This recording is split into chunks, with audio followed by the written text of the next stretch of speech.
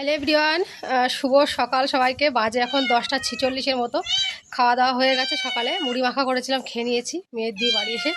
আর বাড়ি এসে হচ্ছে খাওয়া দাওয়া করে উঠেছি আর দেখলাম মাছ চলে এসছে। তো আজকে হচ্ছে আমি বড় একটা মাছ নিয়েছি, রূপচাঁদ মাছ, যেটা আমার কাছে অনেক ভালো লাগে। রূপচাঁদ মাছ, তারপরে তোমার হচ্ছে পাঙাশ মাছ আমি অনেক পছন্দ করি। তো আজকে দেখলাম এসছে, তাই নিলাম।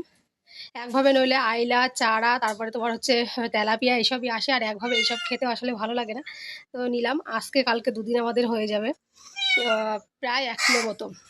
তো কারা কারা পছন্দ করে হচ্ছে রূপচাঁদ মাছ, আর মাছের তেল থাকলে আমার আরও বেশি ভালো লাগে। যাই হোক, ভিডিওটা এখন থেকে স্টার্ট হচ্ছে। ভালো লাগলে সবাই একটু চ্যানেলটাকে সাবস্ক্রাইব করো, যারা ফেসবুক পেজ থেকে দেখছো পেজটাকে সবাই ফলো করে পাশে থেকো, আর লাইক কমেন্ট শেয়ার করো। তো চলো এখন এটাকে কাটা বাছা করবো। আর এদিকে বিড়াল ডাকছে, বুঝতে পারছো। তো মাছ কাটাকাটি করে নিয়ে চলে এসেছি, সাথে জামা কাপড় কেচে নিয়ে চলে এসেছি ঘরে, একেবারে বাইরের কাজটা সেরে আসলাম। এই যে ফলটা, এটা একটা পাহাড়ি ফল, বলতে পাহাড়ি সবজি। কারা কারা খেয়েছো? আমি হচ্ছে আজকে প্রথম খাবো। বাজারে গেলেই দেখি অনেকে বলে মানে খেতে নাকি ভালো লাগে, অনেকে বলে শুনেছি। তো এই যে কুয়াশের তরকারি, কুয়াশ ফল না স্কোয়াশ না কি বেশ একটা বলে, যাই হোক আমি আলু দিয়ে তরকারি করব। আর হচ্ছে মাছ টাছ তো কেটে বেছে নুন হলুদ মাখিয়ে নিয়েছি, আর পেঁপে ছিল হাফ, সেটা রান্না করব। আলু আর পেঁপে রান্না করব। আর এদিকে ভাত প্রায় হয়ে গেছে, ভাতটা নামিয়ে মাছটা ভাজবো, তারপরে একে একে দু রকম তরকারি করব। আর ওই যে কুয়াশের হচ্ছে তরকারিটা, আমি ছোট মাছ রয়েছে আর একদিন নিয়েছিলাম, সেই মাছ থেকে কিছুটা মাছ রেখে দিয়েছিলাম, রান্না করব কুয়াশ দিয়ে। এটাকে না স্কোয়াশ বলে, এরকম টাইপেরই একটা নাম। তো যাই হোক, কারা এই সবজিটা, এই পাহাড়ি সবজিটাকে তোমরা কি নামে বলো বা কি নামে জানো অবশ্যই জানাবে। তো চলো মাছগুলো একে একে ভেজে নিই। এর আগে কিছুটা মাছ এই যে ভেজে নিয়েছি, আর এখনও ভাজছি, আর অল্প কটা এখনও রয়েছে। তো একে একে ভেজে নেবো। আর এই মাছ ভাজতে গিয়ে কি পরিমাণে যে ছিট আসছে, মানে একটু জোর দেওয়া যাচ্ছে না যে তাড়াতাড়ি করে ভাজবো, একটু জোরে দিলেই ছিট আসছে প্রচণ্ড, গায়ে টায়ে ওঠে, আর হচ্ছে গলায় হাতে, তো মানে মাছের তেলের ছিটের দাগ মনে হয় সব জায়গায়। তো আমার ওইদিকে মাছ ভাজা হয়ে গেছে, ভাবছি আগে পেঁপেটা রান্না করে নিই, তারপরে কোয়াশটা পরে রান্না করব। তো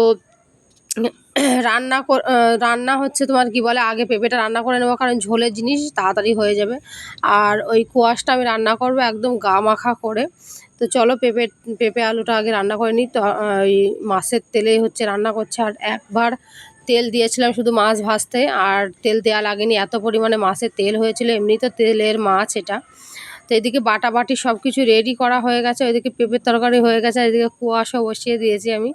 আর এটা না একটু টাইপের, তোমার হচ্ছে ওই যে ওলকপি রান্না করলে যেরকম স্বাদ লাগে, অনেকটা ওরকম।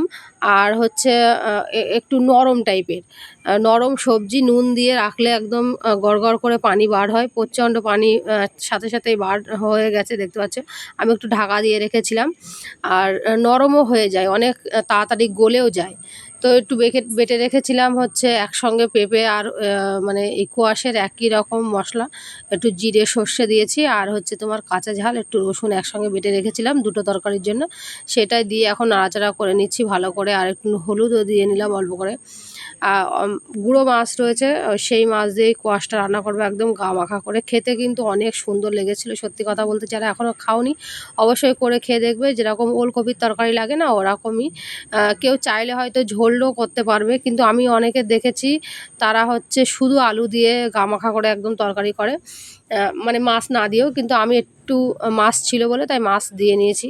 অনেক সুন্দর লাগে খেতে, কোনো গন্ধ নেই, বাজে কোনো গন্ধ নেই, বা তোমার হচ্ছে টেস্টও যে খুব খারাপ তাও না, অনেক সুন্দর। তো দেখতে পাচ্ছ আমি একদম খুব সুন্দর করে এদিকে মানে রান্না করে তুলে নিয়ে এসেছি, আর এদিকে রান্না বান্না সব শেষ। আর হচ্ছে এই যে পেঁপের তরকারিটা আমি একটু জিরে গুঁড়ো দিয়ে নিয়েছি, কারণ আমার বর সব তরকারিতে একটু নামানোর পরে জিরে গুঁড়ো দিলে ওনার কাছে নাকি ভালো লাগে, তাই আমি মাঝে মধ্যে সেটা করার চেষ্টা করি। আর দুপুরে মানে গোসল করে খাওয়ার জায়গায় চলে এসেছি, ভাত টাত বেড়ে নিয়ে। চলো খেয়ে নিই। আর এখন যেটা দেখছো এখন হচ্ছে সন্ধ্যাবেলা চা করে নিচ্ছে আমার জন্য আর মেয়ের জন্য। ওইদিকে হচ্ছে বর এখন ঘুম থেকে ওঠেনি, ও ঘুমাচ্ছে কারণ ওর আজকে দুপুরবেলা মেয়েকে স্কুল থেকে মানে বিকালবেলা, দুপুরবেলা বলতে বিকালবেলা 4টের সময় স্কুল থেকে নিয়ে আসার পরে ঘুমিয়ে পড়েছিল বলে এখনও ওঠেনি। আর আমি ডাকিনি এখন আর। ও যদি ঘুমায় না, ও যেহেতু রাতে কাজ করে ওই জন্য আমি আর ও ডেকে ডিস্টার্ব করিনি, যখন ইচ্ছা করে ওঠে তখনই। তো চলো চাটা খেয়ে নিই, নাহলে ঠান্ডা হয়ে যাবে। আজকের ব্লগ এতটুকুই, দেখাবে নতুন ভিডিওতে। বাই।